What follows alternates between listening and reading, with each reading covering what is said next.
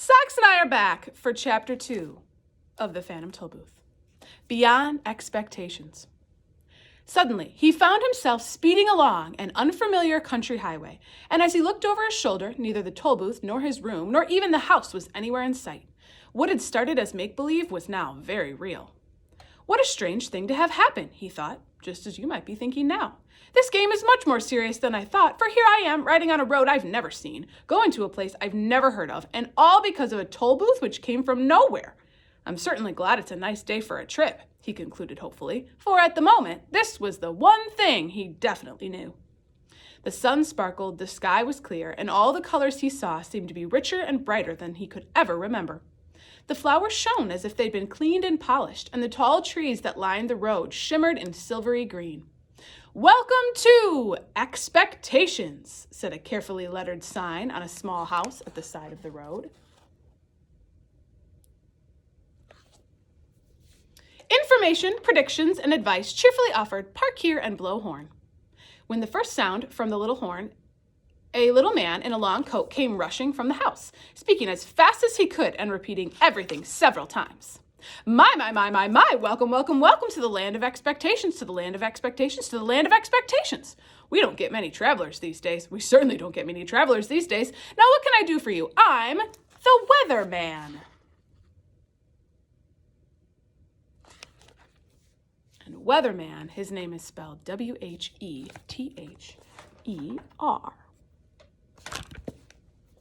"Is this the right road for Dictionopolis?" asked Milo, a little bowled over by the effusive greeting. Well now, he began. "I don't know any wrong road to Dictionopolis, so if this road goes to Dictionopolis at all, it must be the right road. And if it doesn't, it must be the right road to somewhere else, because there are no wrong roads to anywhere.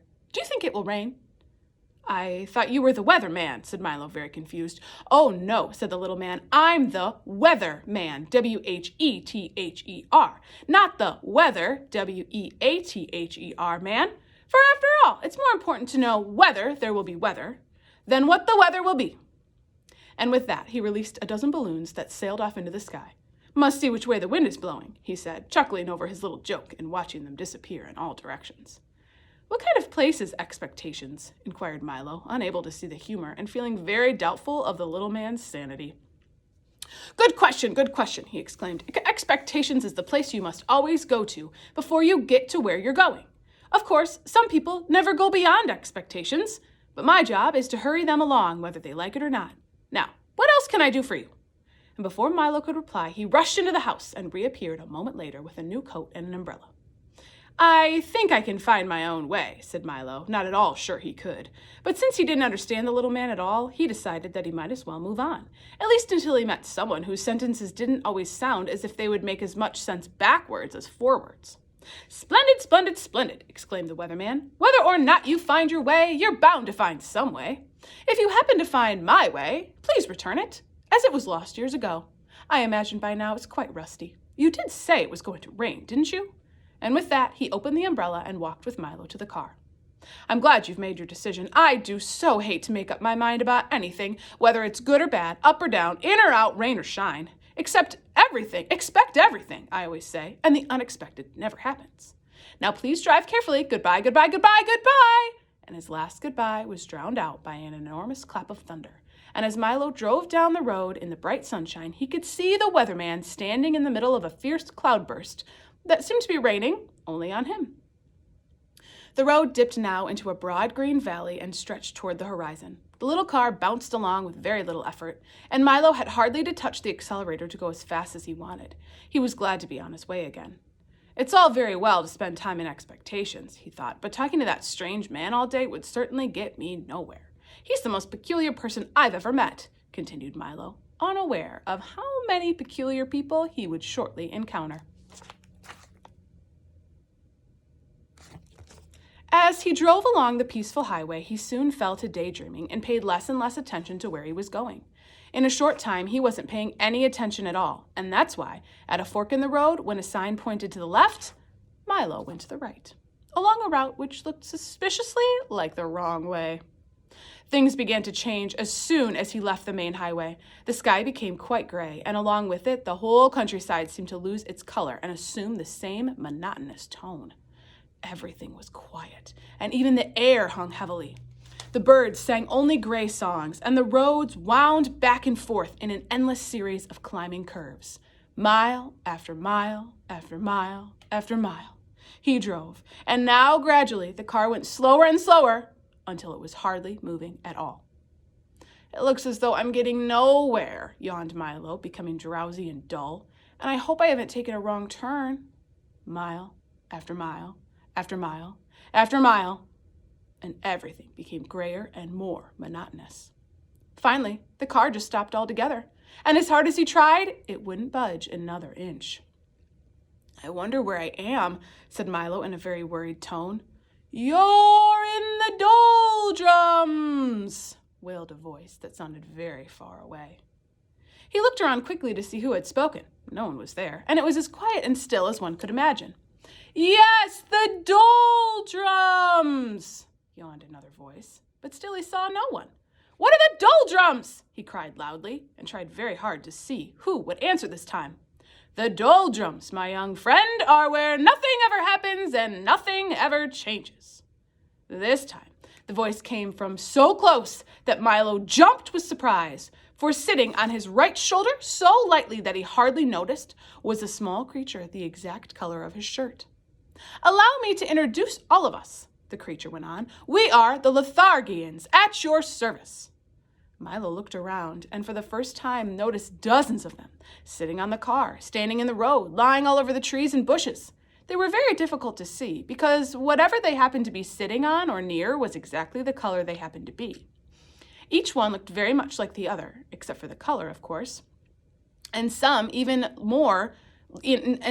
even more like each other than they did like themselves. I'm very pleased to meet you, said Milo, not sure whether he was pleased or not. I think I'm lost. Can you help me, please? Don't say think, said one sitting on his shoe, for the one on his shoulder had fallen asleep. It's against the law. And he yawned and fell off to sleep too. No one's allowed to think in the doldrums, continued a third, beginning to doze off. And as each one spoke, he fell off to sleep, and another picked up the conversation with hardly any interruption. Don't you have a rule book? It's Local Ordinance 175.389J. Milo quickly pulled the rulebook from his pocket, opened to the page, and read, Ordinance 175.389J. It shall be unlawful, illegal, and unethical to think of thinking, surmise, presume, reason, meditate, or speculate while in the doldrums. Anyone breaking this law shall be severely punished. That's a ridiculous law, said Milo, quite indignantly. Everybody thinks. We don't, shouted the Lethargians all at once. And most of the time, you don't, said a yellow one sitting on a daffodil. That's why you're here. You weren't thinking, and you weren't paying attention either. People who don't pay attention often get stuck in the doldrums. And with that, he toppled out of the flower and fell snoring into the grass. Milo couldn't help laughing at the little creature's strange behavior, even though he knew it might be rude. Stop that at once, ordered the plaid one, clinging to his stocking. Laughing is against the law. Don't you have a rule book? It's Local Ordinance 574.381W. Opening the book again, Milo found Ordinance 574.381W. In the doldrums, laughter is frowned upon and smiling is permitted only on alternate Thursdays. Violators shall be dealt with most harshly. Well, if you can't laugh or think, what can you do? Asked Milo. Anything, as long as it's nothing. And everything, as long as it isn't anything, explained another. There's a lot to do. We have a very busy schedule. At 8 o'clock, we get up, and then we spend from 8 to 9 daydreaming. Then, from 9 to 9:30, we take our early mid-morning nap. From 9:30 to 10:30, we dawdle and delay. From 10:30 to 11:30, we take our late early morning nap. From 11:30 to 1, we bide our time and then eat lunch. From 1 to 2, we linger and loiter. From 2 to 2:30, we take our early afternoon nap. From 2:30 to 3:30, we put off for tomorrow what we could have done today. From 3:30 to 4, we take our early late afternoon nap. From 4 to 5, we loaf and lounge until dinner. From 6 to 7, we dilly-dally. From 7 to 8, we take our early evening nap, and then for an hour before we go to bed at 9, we waste time. As you can see, that leaves almost no time for brooding, lagging, plotting, or procrastinating. And if we stopped to think or laugh, we'd get nothing done. You mean you'd never get anything done, corrected Milo. We don't want to get anything done, snapped another angrily. We want to get nothing done, and we can do that without your help. You see, continued another in a more conciliatory tone, it's really quite strenuous doing nothing all day, so once a week we take a holiday and go nowhere, which was just where we were going when you came along. Would you care to join us? I might as well, thought Milo. That's where I seem to be going anywhere. Anyway. Tell me, he yawned. He felt ready for a nap now himself. Does everyone here do nothing? Everyone, but the terrible watchdog, said the two of them, shuddering in chorus. He's always sniffing around to see that nobody wastes time. He's a most unpleasant character. The watchdog? Milo said quizzically. The watchdog! Shouted another, fainting from fright, for racing down the road, barking furiously, and kicking up a great cloud of dust was the very dog of whom they had been speaking. Run! Wake up! Run! Here he comes, the watchdog! Great shouts filled the air as the Lethargians scattered in all directions and soon disappeared entirely. Ruff! Exclaimed the watchdog as he dashed up to the car, loudly puffing and panting. Can you see what's on the dog? Why they call him a watchdog?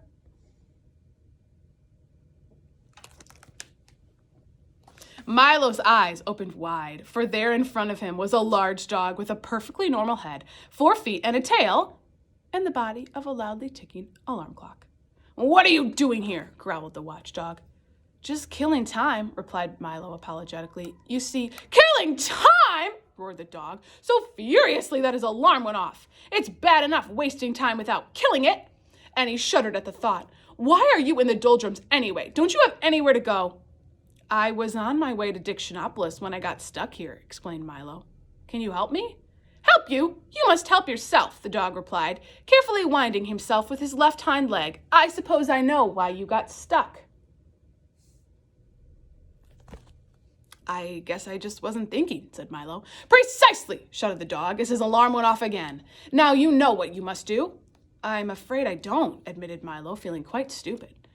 Well, continued the watchdog impatiently, since you got here by not thinking, it seems reasonable to expect that in order to get out, you must start thinking. And with that, he hopped into the car. Do you mind if I get in? I love automobile rides. Milo began to think as hard as he could, which was very difficult since he wasn't used to it. He thought of birds that swim and fish that fly. He thought of yesterday's lunch and tomorrow's dinner. He thought of words that begin with J and numbers that end with 3. And as he thought, the wheels began to turn. We're moving, he shouted happily. Keep thinking, scolded the watchdog. The little car started to go faster and faster as Milo's brain whirled with activity, and down the road they went. In a few moments, they were out of the doldrums and back on the main highway.